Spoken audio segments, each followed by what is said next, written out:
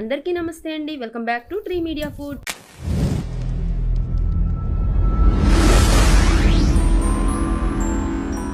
ఎలా ఉన్నారు అందరూ?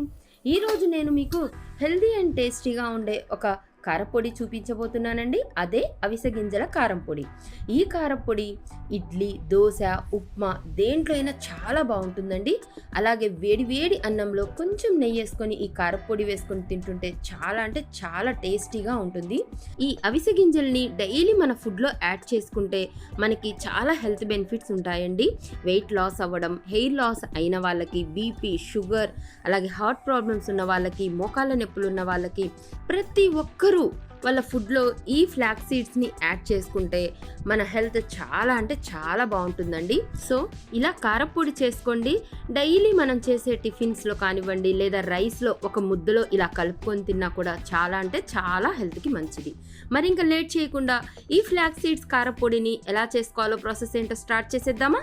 ముందుగా స్టవ్ ఆన్ చేసుకొని మందంగా ఉన్న ఒక గిన్నె కానీ కడాయి కానీ పెట్టుకోండి. ఇందులో 1 టేబుల్ స్పూన్ ఆయిల్ వేసి ఆయిల్ హీట్ అయ్యాక 1 కప్పు అవిసె గింజలు వేసుకోండి. వీటినే ఇంగ్లీష్లో ఫ్లాక్ సీడ్స్ అంటారండి.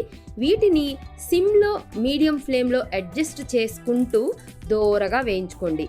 ఇలా సిమ్లో వేయించుకుంటే ఆ గింజ లోపల వరకు వేగిపోయి మనకి కారపొడి అనేది చాలా టేస్టీగా ఉంటుందన్నమాట. ఇలా ఎంతసేపు వేయించాలి, ఎలా తెలుస్తుంది అని అనుకుంటున్నారా? ఇవి వేగిపోయాయి అన్నప్పుడు చిట్పట్ చిట్పట్ అని సౌండ్ ఇస్తూ మన స్టవ్ ఉండే బల్ల మొత్తం పడుతూ ఉంటాయండి. అప్పుడు ఇంకా ఫ్రై అయ్యాయి అని అర్థం. అప్పుడు వీటిని తీసి ఒక ప్లేట్లోకి వేసుకోండి. ఆ తర్వాత ఇదే కడాయిలో మరొక టేబుల్ స్పూన్ ఆయిల్ వేసుకొని ఆయిల్ హీట్ అయ్యాక 1 టేబుల్ స్పూన్ పచ్చి శనగపప్పు వేసుకొని ఒక 10 నుంచి 15 సెకండ్ల పాటు ఫ్రై చేసుకోండి. ఆ తర్వాత 1 టేబుల్ స్పూన్ మినప్పప్పు యాడ్ చేసుకోండి. మినప గుండ్లైనా యాడ్ చేసుకోవచ్చండి, వీలైతే పొట్టువే యాడ్ చేయండి.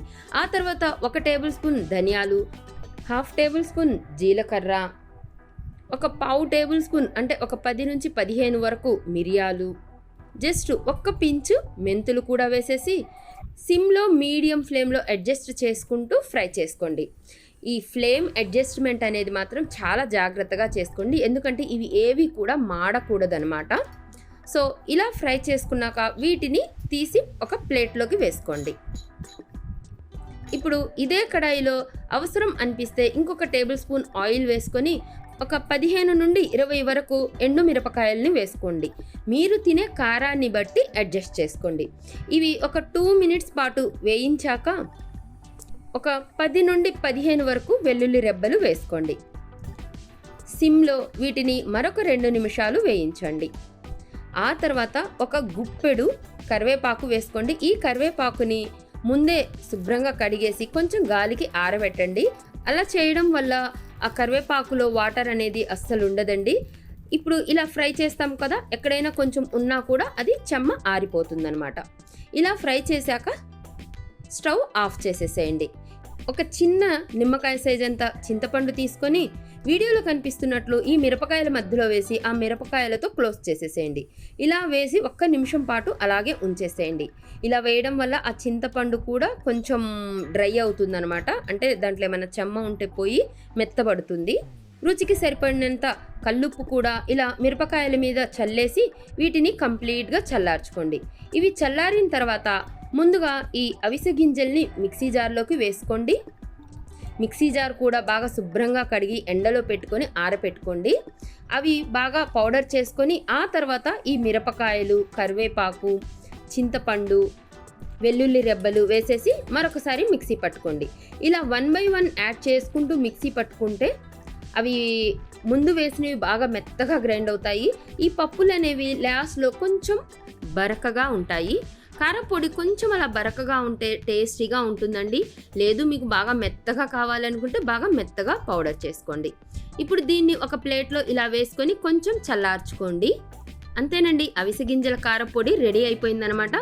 ఉప్పు ఒకసారి చెక్ చేసుకోండి. ఏమైనా తగ్గితే మిక్సీ జార్లో తిప్పేసినప్పుడే కొంచెం ఉప్పు కూడా వేసుకొని మిక్సీ పట్టేసుకోండి. ఎంతో టేస్టీగా అలాగే ఎంతో హెల్దీ అయిన ఫ్లాక్ సీడ్స్ కారపొడి, అదే అవిసె గింజల కారపొడి రెడీ అయిందండి. ఇది పూర్తిగా చల్లారాక ఒక ఎయిర్ టైట్ డబ్బాలోకి వేసుకొని స్టోర్ చేసుకోవచ్చండి. ఇది చాలా ఈజీగా 1 మంత్ కంటే ఎక్కువ రోజులే పాడవకుండా ఉంటుందండి. కానీ నేను ఎప్పుడు చేసిన 10-15 రోజుల్లోనే నాకు అయిపోతుందనమాట. ఇది ప్రిపేర్ చేసేటప్పుడు కొన్ని చిన్న చిన్న టిప్స్ ఫాలో అయితే, అంటే మనకి ఎక్కడ తడి తగలకుండా మాత్రం ప్రిపేర్ చేసుకోవాలండి. అంతేనండి, అవిసె గింజల కారపొడి రెడీ అయిపోయిందనమాట. మీరు కూడా ట్రై చేసి చూడండి, ఎలా వచ్చిందో నాకు కింద కామెంట్ బాక్స్లో చెప్పండి. నా వీడియో కనుక నచ్చినట్లయితే లైక్ చేయండి, షేర్ చేయండి, సబ్స్క్రైబ్ చేయండి. థ్యాంక్ యూ సో మచ్ అండి. Thank you.